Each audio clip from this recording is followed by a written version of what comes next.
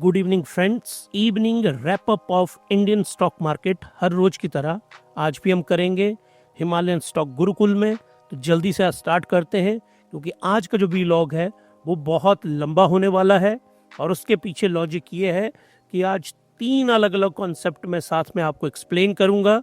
तो बने रहिए ताकि आप उन कॉन्सेप्ट को समझ पाएं। तो मार्केट परफॉर्मेंस आज कैसी रही? शुरुआत में नेगेटिव, फिर नेगेटिव बिल्कुल नेगेटिव में गई और वहां से फिर मार्केट रिकवर होके आती है। फिर उसमें एक पॉजिटिव ट्रेंड बनता है, फिर पॉजिटिव ट्रेंड बनता है और हल्के से म्यूट पॉजिटिव बोलेंगे इसको, म्यूटेड पॉजिटिव मार्केट जो है वो बंद होती है। उसके पीछे के कारण क्या रहे? Value buying in blue chip stock. ये जो कॉन्सेप्ट ऑफ वैल्यू बाइंग है, एक तो मैंने आपको ये एक्सप्लेन करना है और बाइंग कैसे की जाती है जो मैंने हिमालयन बास्केट इन्वेस्टिंग जो आपको हमने सिखाई है, आज मैंने इसका फॉर्मूला बनाया है हिमालयन बास्केट इन्वेस्टिंग। इसको आज हमने फॉर्मूला की एक शेप दे दी है और इसी फॉर्मूला को मैथमेटिकल फॉर्मूला, बहुत ही सिंपल सा मैथमेटिकल फॉर्मूला, कोई मुश्किल नहीं है। मैथमेटिकल जो फॉर्मूला है इसको फॉलो करना है आपने। डॉलर इंडेक्स डिक्लाइन, जो डॉलर इंडेक्स है 106 को उसने टच किया है और ये देखिए DXY, ये जो मैंने सारे ऊपर नाम लिखे हुए हैं, PPI, CPI, PMI, DXY, RSI, buy and sell, ये सारे बेसिक वीडियोस हैं, बेसिक वीडियोस।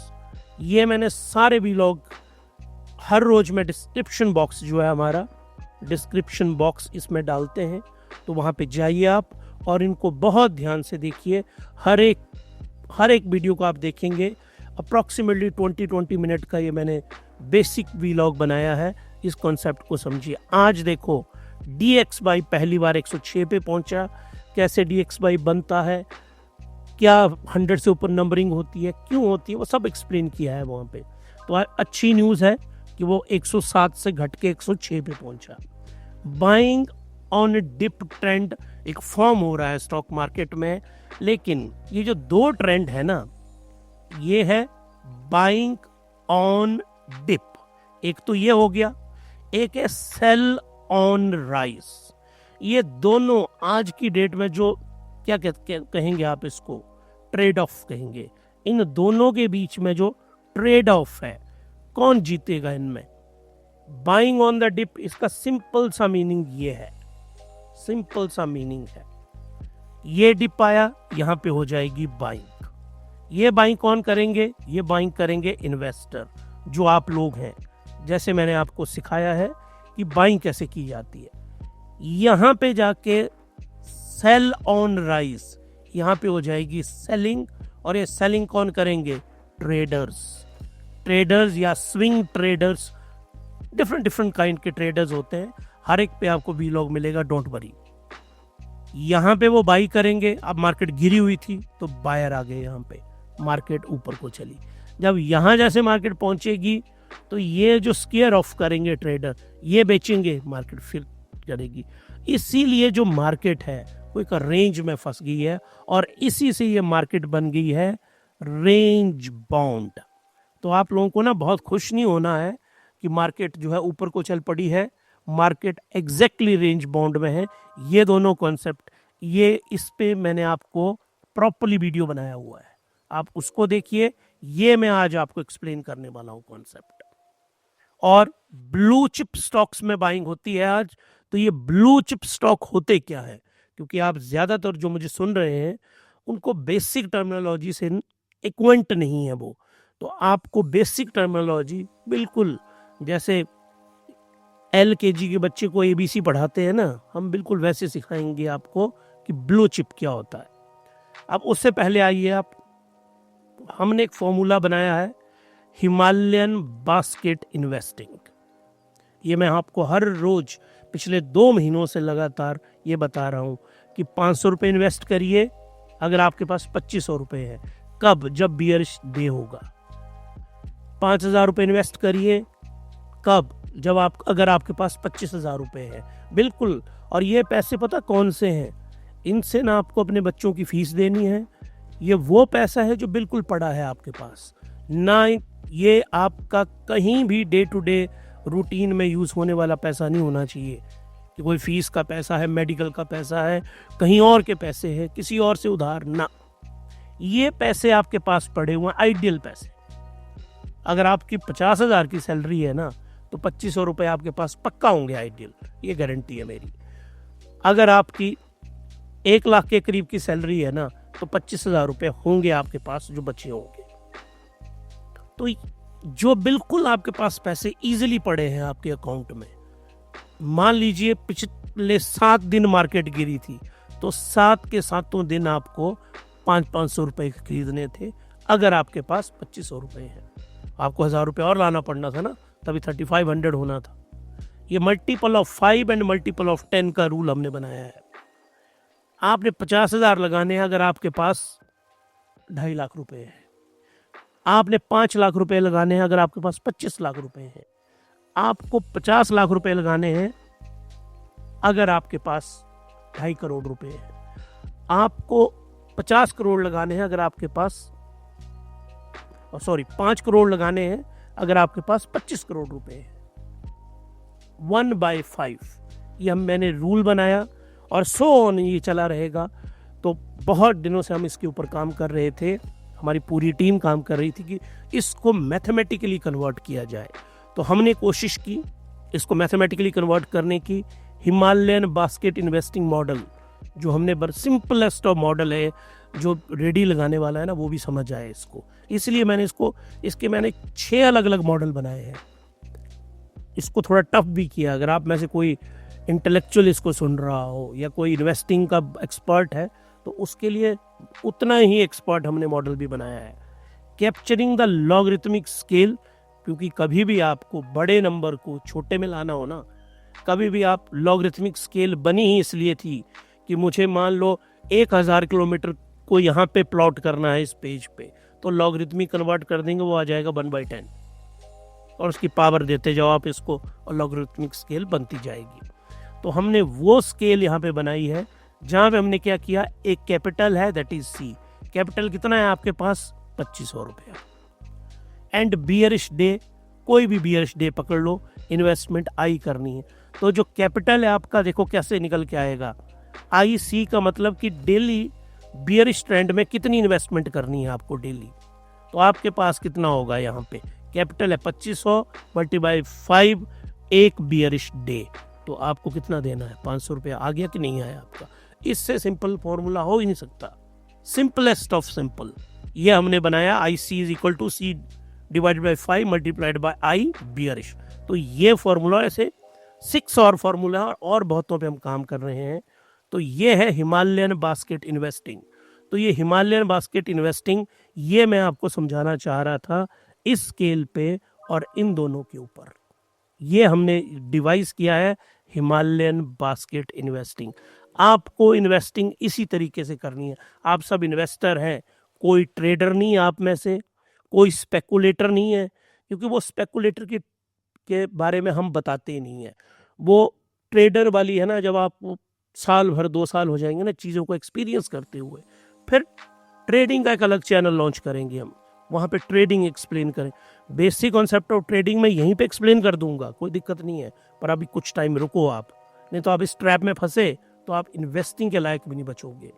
तो हमारा सीधा लॉजिक है इन्वेस्टिंग का, और इन्वेस्टिंग कैसे बाई करना है, RSI का जो मॉडल है वो कैसे आपको इस्तेमाल करना है, वो सारा मैंने अपने वीलॉग, जो मैंने RSI और बाई सेल वाला बनाया हुआ है, उसके ऊपर जाके करना है।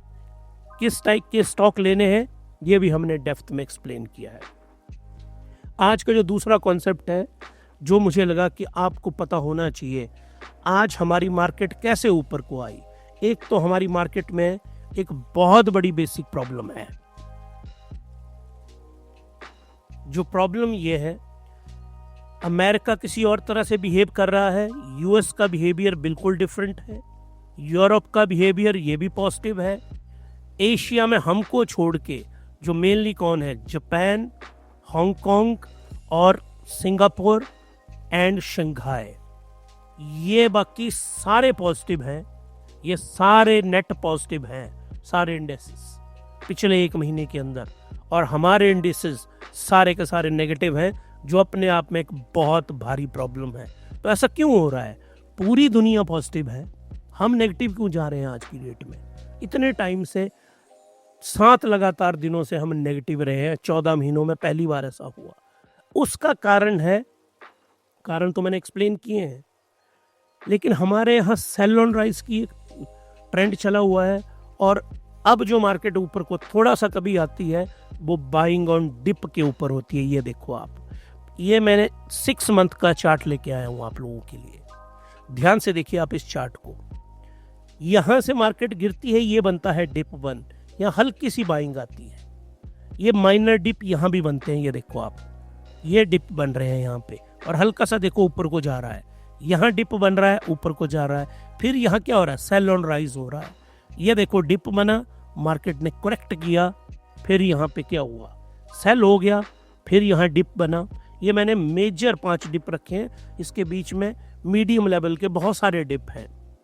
यहाँ से फिर ये ऊपर को चढ़ा, यहाँ पे हुई सेल ऑन राइज, वहां पे जो ट्रेडर बैठे हुए हैं वो जैसे ही राइज करती है मार्केट वो सेल कर देते हैं, डिप आ जाता है, ऊपर को जाता है, यहाँ पे फिर सेल ऑन राइज हो गया, डिप करता गया, और हमारी मार्केट एग्जैक्टली आज की डेट में ये देखो, ये ऊपर को इसने बनाना शुरू कर दिया, ये यहाँ डिप बना था, डिप नंबर 6।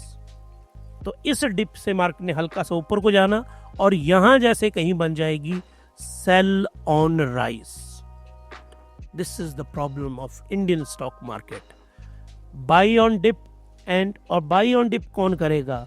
आप लोग हैं, और जो फॉर्मूला आज मैंने डिवाइस किया, हमने हिमालयन बास्केट इन्वेस्टिंग का, आपने वही फॉलो करके बाइंग ऑन डिप करनी है, क्योंकि आपने सेल तो करना नहीं है, और निफ्टी 50 के बाहर आपने कोई स्टॉक नहीं खरीदना है, ये मैंने आपको बता दिया। RSI लेवल कैसे देखने हैं वो वीडियो आप देखो। अब हम चलते हैं कि जापान में क्या, आज का जो हीरो है बेसिकली वो जापान है। जापान से आता है GDP का नंबर, सबसे बड़ा पैरामीटर होता है, ये देखिए 3 बुल्स। इसका मीनिंग क्या है? High impact. अगर इसमें 2 बुल होते तो मीडियम इम्पैक्ट, 1 बुल होता तो लो इम्पैक्ट। तो इसमें कितने, 3 बुल है, तो हाई इम्पैक्ट है मार्केट के ऊपर। तो इसमें अब क्या होने वाला है, प्रीवियस था 0.4%, क्वार्टर ऑन क्वार्टर, पिछला क्वार्टर क्या था और अभी दिसंबर क्वार्टर कैसा रहा जापान का। तो ये क्वार्टर में फोरकास्ट था 0.3% का, और आया कितना, 0.7%। जापान की इकोनॉमी बहुत ज़्यादा स्लो हो रही है। भारत जो है ना, इंडिया, इसलिए इंडिया वर्ल्ड में मेगा 3rd नंबर पहुंचने वाला है। PPP में तो हम 3रे नंबर में ही हैं, परचेजिंग पावर पैरिटी में, लेकिन नॉमिनल GDP में अभी हम 5वें नंबर पे हैं, नॉमिनल GDP। और ये नॉमिनल GDP है, नॉमिनल GDP की इनकी ग्रोथ देखिए कितनी है, इतनी है, और खुश हो गए। भारत की कितनी, 6 के आसपास, हम कहते हैं लो है, 8 होनी चाहिए थी, 9 होनी चाहिए थी, क्योंकि हम हैं राइजिंग बूमिंग इकोनॉमीज। लेकिन जापान में फोरकास्ट से ऊपर आ गई, पॉजिटिव इम्पैक्ट था ये। तो जापान के ऊपर पॉजिटिव इम्पैक्ट रहा, लेकिन इनकी स्टॉक मार्केट ने इतना पॉजिटिव इम्पैक्ट नहीं दिया, क्योंकि इनके जो ईयर ऑन ईयर के आंकड़े हैं वो 0.1% ही बढ़े हैं मात्र, बस। तो इसीलिए ईयर ऑन ईयर का डाटा अच्छा नहीं है। तो इनका आगे इंडेक्स देखेंगे आप, बहुत अच्छा बिहेव नहीं किया। 2 सबसे शानदार आंकड़े आए, और ये जो आंकड़े आए हैं ये बड़े सबसे अलार्मिंग होते हैं। इंडिया का एक्सपोर्ट जनवरी मंथ का, ये जैन का आएगा सिर्फ, और ये इंडिया का एक्सपोर्ट और ये इंपोर्ट पहले देख लो आप। ये हमारा एक्सपोर्ट है वो 36 बिलियन डॉलर का, और इंपोर्ट है हमारा 59 पॉइंट, आप 59 ही रखो, इसमें अप्रोक्सीमेट नहीं करेंगे हम, 59 का। तो आप देखो हम कितना ज़्यादा इंपोर्ट करते हैं। और ये प्रॉब्लम पता भारत की कहाँ पे है? भारत की सबसे बड़ी प्रॉब्लम है यहाँ पे, हम क्या करते हैं, ऑयल एंड गैस जो भारत का ऑयल एंड गैस है वो हम 80 to 85% इम्पोर्ट करते हैं। इसीलिए green energy, nuclear energy, clean energy के ऊपर भारत को और हाइड्रो एनर्जी भारत को जल्दी से जल्दी जाना चाहिए, तभी हमारा ये जो है ना ट्रेड बैलेंस वो ठीक हो पाएगा। तो हमारी जो बेसिक इकोनॉमिक्स है ना 1950 से, वो पूरा ढांचा बिगाड़ के रखा हुआ है इकोनॉमी का।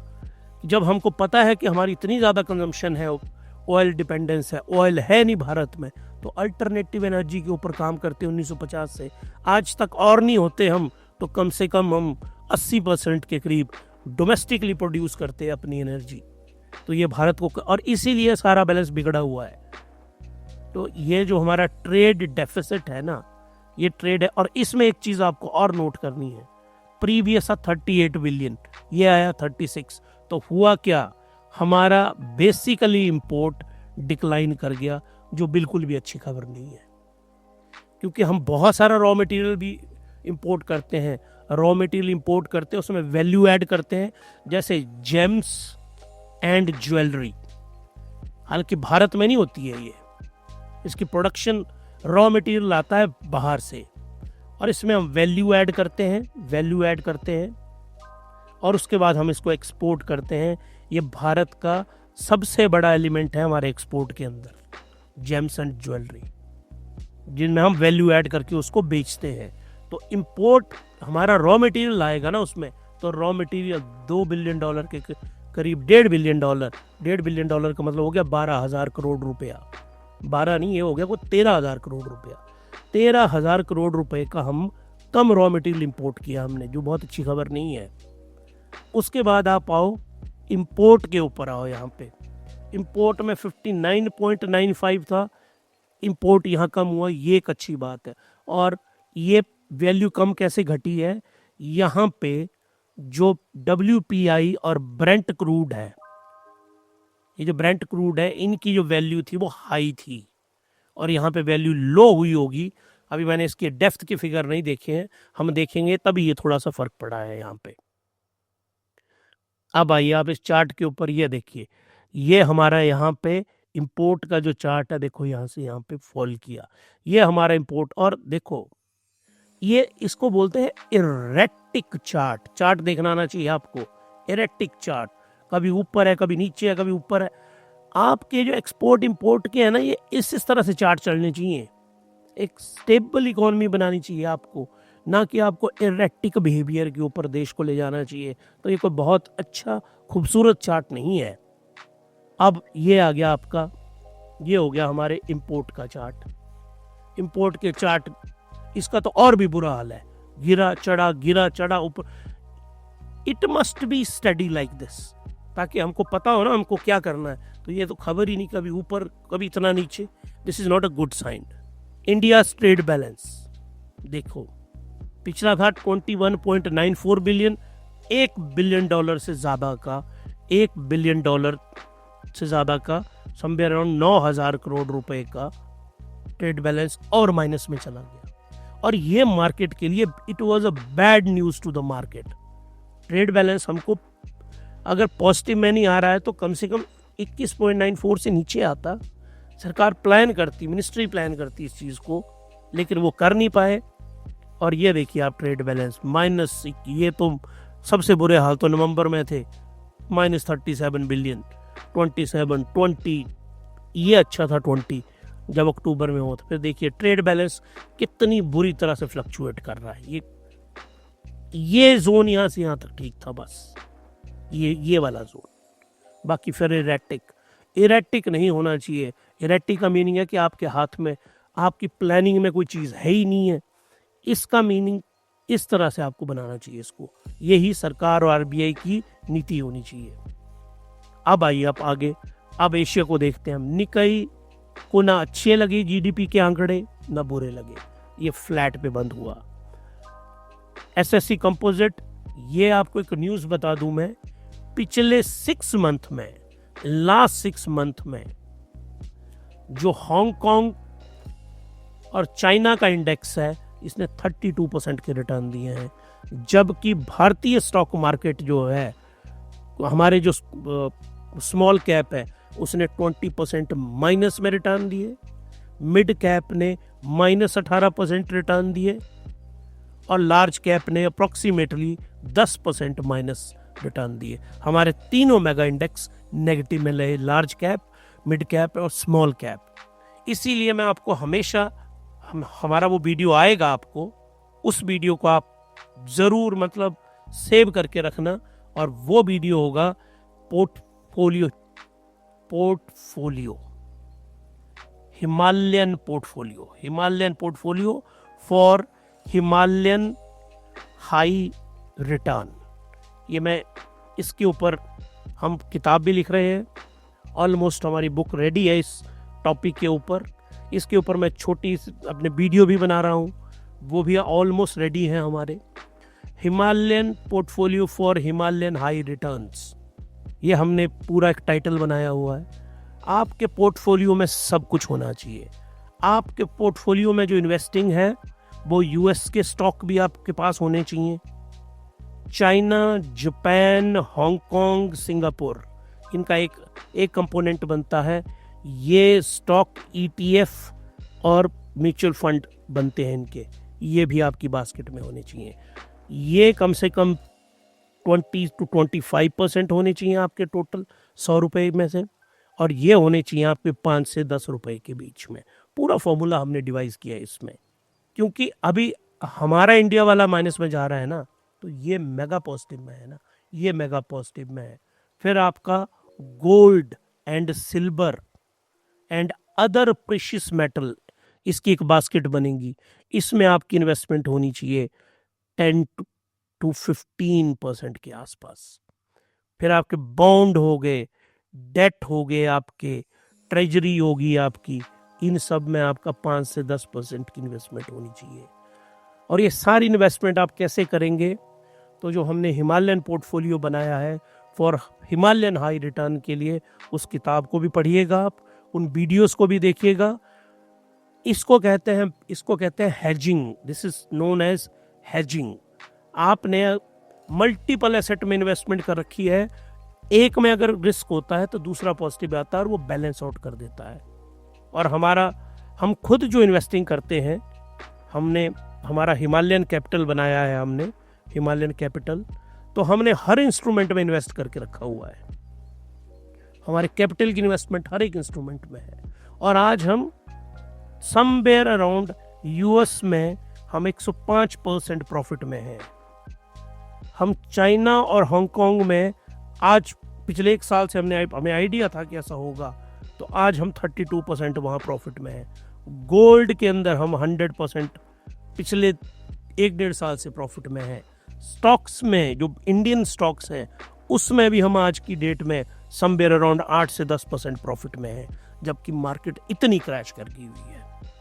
तो अब हम सबको इसको कैलकुलेट करेंगे तो हम 40 से 50% नेट प्रॉफिट के अंदर है।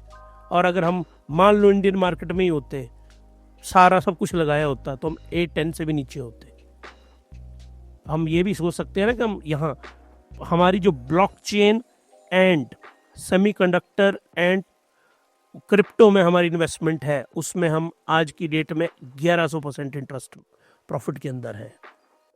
इससे भी ज़्यादा है, जबकि अभी क्रिप्टो थोड़ी सी गिरी है, पर इसमें हमने बहुत स्मॉल चंक लगाया है। आपसे भी स्मॉल लगवाएंगे। जब भी आप उस लेवल में पहुंचेंगे, तब हम आपको कॉन्सेप्चुअली एक्सप्लेन करेंगे। ये बेसिक फंडामेंटल हैं। ये परसेंटेज मैंने डिवाइस नहीं कर रखी है, जो इकोनॉमिस्ट हैं, इन्वेस्टर्स हैं बड़े बड़े, उन्होंने सारे फार्मूलाज बना रखे हैं। उनको हमने अपने पर्सपेक्टिव में क्लब इन किया है, और फिर आपको सामने हम इसको लाएंगे। आप उस बुक को ज़रूर पढ़िएगा। यूरोप, मिडिल ईस्ट, अफ्रीका को आप देखिए, देखो आप सारा green green green everywhere. Europe green, mega green तो नहीं है। डेक्स जर्मनी 81%, ये इसलिए पॉजिटिव में वहाँ मार्केट गई है। इसका यूरोप का सबसे बड़ा जो रीज़न है, रशिया और यूक्रेन की जो वॉर है, ये अप्रोक्सीमेटली अब जो है क्लोजिंग के ऊपर है। अब ये किस चीज़ की लड़ाई बची है? ईगो की लड़ाई है। किसकी? पुतिन साहब की एंड जेलेंस्की की। तो जेलेंस्की के हाथ में तो कुछ नहीं है, मैं यहाँ ट्रम्प, डोनाल्ड जे ट्रम्प, हो सकता है कि इनके डोनाल्ड जे ट्रम्प के कहे बगैर हमारा कोई भी वीलॉग आजकल खत्म हो जाए। डोनाल्ड जे ट्रम्प साहब ने को पता है कि इसमें सबसे बड़ा वेटेज है पुतिन साहब का, तो उन्होंने सबसे ज्यादा दूल्हा जिसको बनाया है ना, इनको बनाया, इसको बोला तो चुप हो जा, क्योंकि इनको ये पैसे देते हैं, ये पैसे देना बंद कर देंगे क्या लड़ेंगे। इन्होंने बोला भाई नाटो में नहीं जाएगा तू, जेलेंस्की को भी हटाएंगे। ये हिमालयन स्टॉक गुरुकुल आपको क्लियरली प्रेडिक्ट करके बताता है यहाँ पे कि जेलेंस्की को बहुत जल्दी रिमूव किया जाएगा प्रेसिडेंट के पद से नाटो के अंदर। और नाटो तो वैसे ही एक साइलेंट डेथ मर रहा है आज की डेट में। नाटो के अंदर एंट्री नहीं होगी यूक्रेन की, ये डोनाल्ड जे ट्रम्प ने बहुत क्लियर कर दिया। इन दोनों की मीटिंग होने वाली है, और वो मीटिंग कहाँ होने वाली है? सऊदी अरेबिया के अंदर। तो सऊदी अरेबिया में मीटिंग होगी, क्योंकि और जगह मीटिंग इसलिए नहीं हो सकती, इनके अरेस्ट वारंट इशू हुए हैं, arrest warrant of Putin. International court of justice ने क्रिमिनल ऑफेंसेस के लिए अटैक किया है इन्होंने, तो वहाँ पे तो इसलिए सऊदी अरेबिया, क्योंकि वो तो अरिस्टोक्रेट कंट्रीज हैं, इनका तो अपना डफली अपना राज, कानून के बेस पे तो चलते नहीं है ये देश। मतलब अमेरिका की विडंबना देखो आप, कभी इंटरनेशनल पॉलिसीज के ऊपर करेंगे कोई वीलॉग, हम खुद तो डफली बजाएंगे डेमोक्रेसी की, और उन देशों को प्रमोट करते हैं। ये देखिए सऊदी अरेबिया, जहाँ डेमोक्रेसी का डी भी नहीं है। तो चलो अब उस टॉपिक पे तो नहीं जाएंगे अभी हम। तो इनकी सऊदी अरेबिया में मीटिंग होने वाली है, उसमें ये डिसाइड करने वाले हैं, और ये क्लियर डिसीजन होने वाला है वहाँ पे कि जो रशियन स्पीकिंग एरिया यूक्रेन के इन्होंने कब्जा किया है वो रशिया रखेगा, और बाकी जो है इनको दे दिए जाएंगे। लेकिन दोनों लड़ाइयाँ अभी ख़त्म कराने की कगार के ऊपर है, और Himalayan stock Gurukul strongly recommend करते हैं Nobel peace prize to Donald J Trump. आप कभी गाजा की छोटे छोटे बच्चों की और वहाँ की हालत देखिएगा, वहाँ पानी नहीं मिल रहा है, दूध तो छोड़िए आप, और कितने हजारों लोग वहाँ मर गए। यूक्रेन में देखिए, वहाँ गिनती नहीं है मरने वालों की, इतने लोग मर रहे हैं। कौन सही है कौन गलत है उसको छोड़ो आप, वो इतिहास डिसाइड करेगा कौन गलत था कौन सही था, हम वो नहीं बोल रहे हैं। लेकिन कितने लोग वहाँ पे मर रहे हैं, ये इंसान जैसा मर्जी हो उस लड़ाई को तो रुकवा रहा है ना। और महात्मा गांधी जी का प्रिंसिपल क्या है आज की डेट में? अगर सबसे रेलेवेंट इस धरती पे कोई इंसान है वो है महात्मा गांधी जी, जो भारत के फादर ऑफ नेशन है। इनकी जो नॉन वायलेंस की थियरी है ना, वही दुनिया में कामयाब है, और ये दोनों देश इसी पे आके सोल्यूशन निकलेंगे। और ट्रम्प साहब बातचीत के टेबल के ऊपर लेके आ रहे हैं। क्रूड ऑयल के प्राइसेस में भी कंट्रोल आया है, मार्केट यूरोप की रीबाउंड हुई है सारी, और ये रीबाउंड हुई है यूक्रेन रशिया के उस वॉर के ऊपर। तो विक्स को देखते हैं हम जल्दी, क्योंकि बहुत लंबा वीलॉग हो रहा है हमारा। विक्स हमारा जो है वो बढ़ा है, देखो आप, और ये जो विक्स निफ्टी विक्स बढ़ा है, मार्केट वोलेटाइल जोन के अंदर जा रही है। आप लोगों ने ध्यान रखना, जो मैंने आपको थियरी समझा दी है ये है आपकी, यही आपने रखना है, बाई ऑन डिप। फॉर्मूला मैंने बना के आपको दे दिया यहाँ पे, और वो ट्रेडर करते रहेंगे, ये करते रहेंगे सेल ऑन राइज। तो ये खेल है। और एक बात आप याद रखिएगा, जैसे अमेज़ॉन की बिग बिलियन डे सेल चलती है ना, फ्लिपकार्ट की चलती है सेल, वैसे ही आजकल स्टॉक्स की सेल चली हुई है। मैंने समझाया आपको, पीई की value greater than 0 less than 25, इसको अप्लाई करना है। आरएसआई की वैल्यू लेस देन 30 या 30 के आसपास होनी चाहिए, वो स्टॉक देखो। निफ्टी 50 से बाहर आपने जाना नहीं है। तीनों पैरामीटर लगाओ, 500 रुपये या 5000, जो फॉर्मूला मैंने बताया उसको अप्लाई करो, हर रोज बाइंग करो, और मजे से मस्त सो जाओ जाके। वो था ना, कौन सी फिल्म थी वो, बाबूराम की फिल्म थी ना वो, जैसे बाबूराव बना हुआ होता है, कहता है जब तक राजू आता है ना तब तक मस्त सो लेता हूँ। तो ये वही है कि आप स्टॉक खरीदो और मस्त सो जाओ जाके। उसके बाद United State dollar to Indian rupee हल्का सा, ये देखिए यहाँ पे 66 था, और ये देखिए 86.66, 86.86 उसी के आसपास ये ऊपर दोबारा पहुंच गया। और लेकिन आपको मैं बताऊं 43 लाख करोड़ रुपए इंजेक्ट किए हैं आरबीआई ने जब से न्यू गवर्नर आए हुए हैं। और न्यू गवर्नर साहब, he is very very impressive, very very impressive. उन्होंने इतने बुरे हालात के बीच में उनको आना पड़ा यहाँ पे, और उसके बावजूद उन्होंने स्टॉक मार्केट को संभाला। हमारे रुपये को 90 रुपए तक नहीं जाने दिया उन्होंने।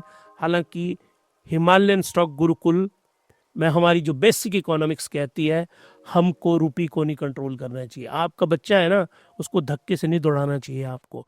Let the rupee find its on place. 90 रुपए पे सेटल होता है, let it settle, let it find its on place. एक बार अपना प्लेस, आप इसको कंधे दिए जा रहे हैं और कंधे से आपने इसको कंट्रोल करके रखा। कितने कंधे दोगे भाई आप? तो वैसे तो उन्होंने संभाला, अच्छी बात है, रुपये नीचे रहा। लेकिन अगर मैं स्ट्रिक्ट आइडियल इकोनॉमिक्स में कहूँ ना, तो let the rupee find its on place. वो अपनी जगह खुद ढूंढे रुपया। ये IC intercontinental exchange US dollar index हमने डिफाइन किया है, और इसके ऊपर वीलॉग बनाया है मैंने, कैसे बना ये। और ये तो चलेगा, ये इंडेक्स तो पूरा साल चलेगा। तो ये इंडेक्स, ये देखिए 107 पे था, 106 के ऊपर आ गया है ये।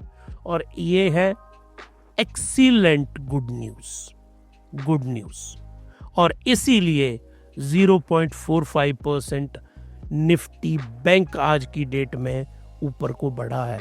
सबसे बड़ा रीजन है कि डॉलर जो है, और इससे ये पता चल रहा है कि वो जो वोलेटिलिटी अमेरिका में है ना, अब वो कम हो रही है, क्योंकि अब ट्रंप साहब ने सारे फ्रंट खोल दिए पूरी दुनिया के। अब वो सिरे भी तो चढ़ाने हैं, तो अब जो है मार्केट सेटल हो रही है। यहाँ पे मैं आज आपको ये बताना चाहता हूँ, इसलिए लाया हूँ इसको। ओपन होता है 22,809 पे, हाई आता है 22,974, यहाँ 974 की यहाँ कहीं जोन के ऊपर। लो जाता 22,725 के आसपास यहाँ। तो आप देखो 725 से लेके 974, इसने यहाँ से कितनी राइज है इसकी, देखो आप, सीधा राइज। तो जैसे ही मार्केट में डिप क्रिएट हुई है, याद रखिएगा ये सिंगल डे का है, ये मिनट चार्ट है।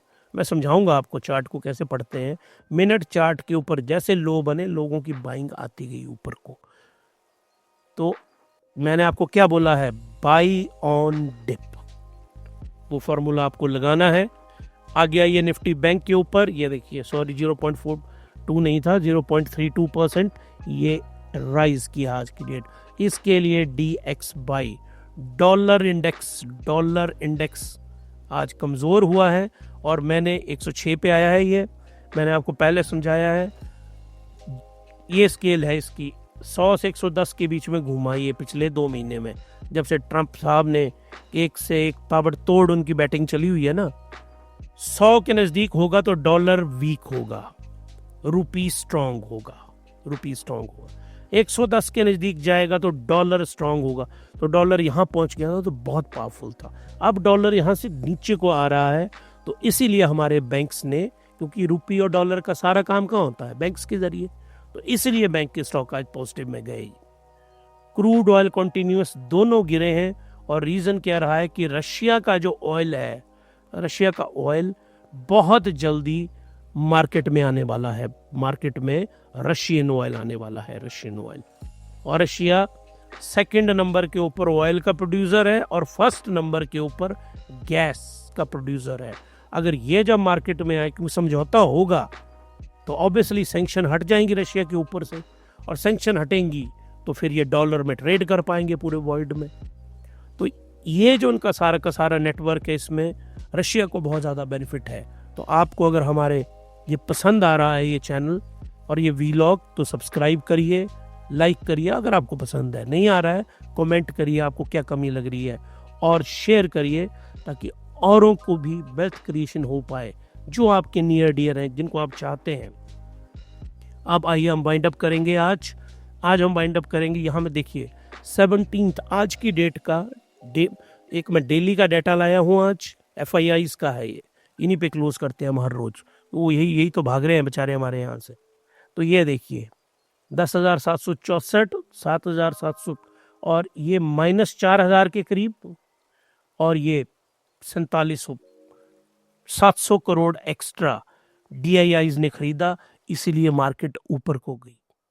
अगर बराबर बराबर रहते तो मार्केट कहीं नहीं जाती। हल्की सी मार्केट, क्योंकि DIIs थे जो मैंने आपको पहले आज समझाया, DIIs हमारे फंड हाउसेज हैं, LIC हो गया, बैंक हो गया, इन सब के पास आप लोग सिप करते हो, आप लोग म्यूचुअल फंड के जरिए पैसे डालते हो, तो उन्होंने पैसे होल्ड किए होते हैं। ये देखते हैं अच्छा ये डिप बन गया, अब यहाँ पे बाई करते हैं यहाँ पे, तो इसीलिए मार्केट ऊपर।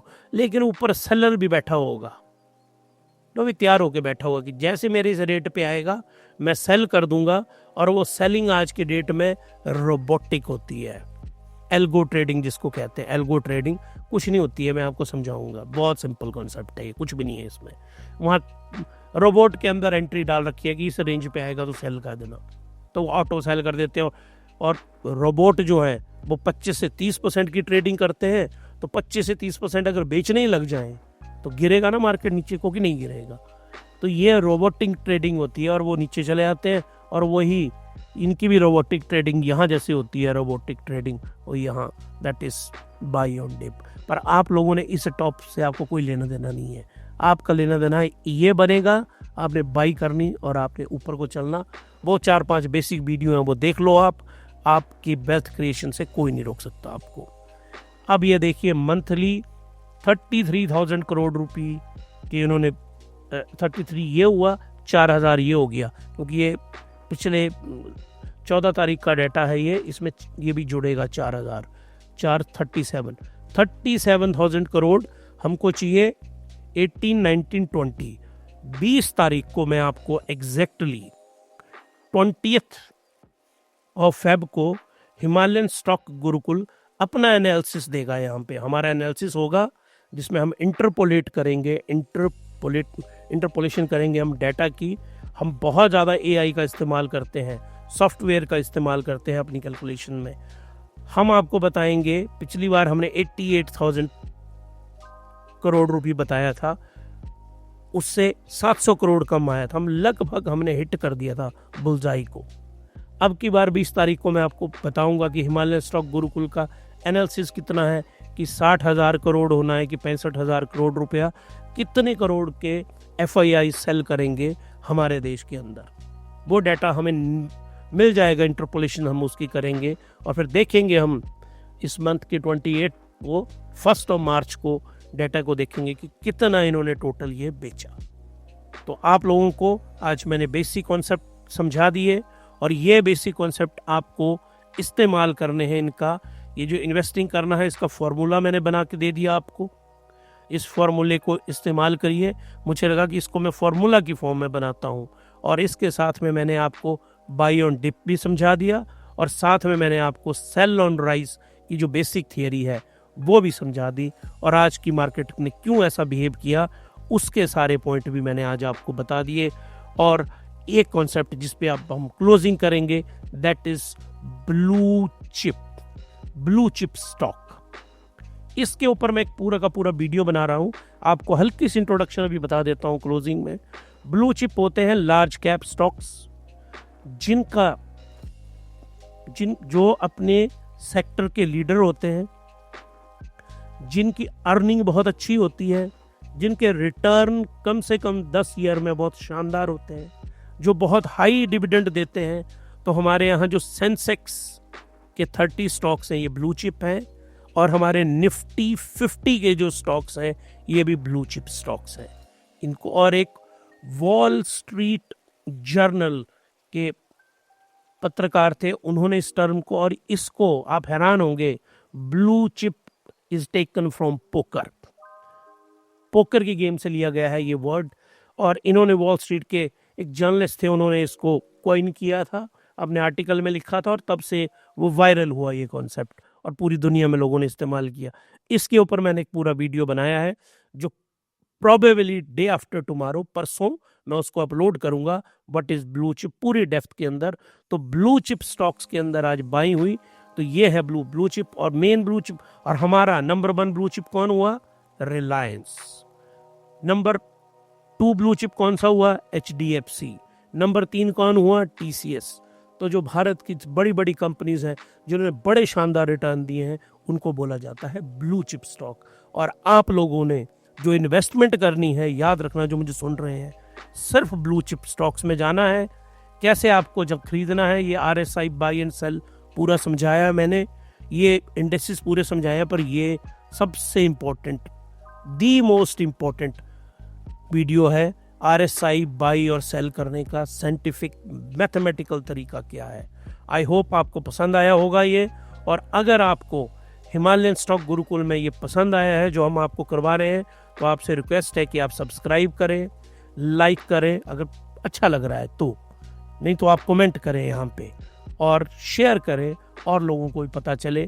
तो अगले व्लॉग के लिए आप लोगों से फिर मिलेंगे, तब तक के लिए happy investing and good night.